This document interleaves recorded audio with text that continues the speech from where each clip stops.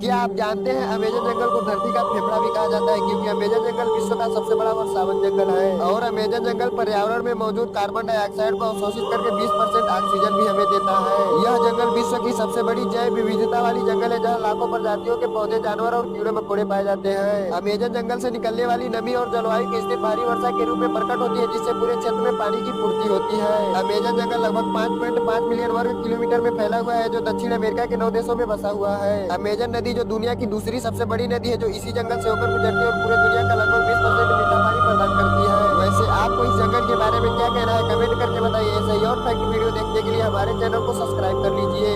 क्या आप जानते हैं अमेजन जंगल को धरती का फेफड़ा भी कहा जाता है, क्योंकि अमेजन जंगल विश्व का सबसे बड़ा और सावन जंगल है। और अमेजन जंगल पर्यावरण में मौजूद कार्बन डाइऑक्साइड को अवशोषित करके 20% ऑक्सीजन भी हमें देता है। यह जंगल विश्व की सबसे बड़ी जैव विविधता वाली जंगल है, जहाँ लाखों प्रजातियों के पौधे, जानवर और कीड़े मकोड़े पाए जाते हैं।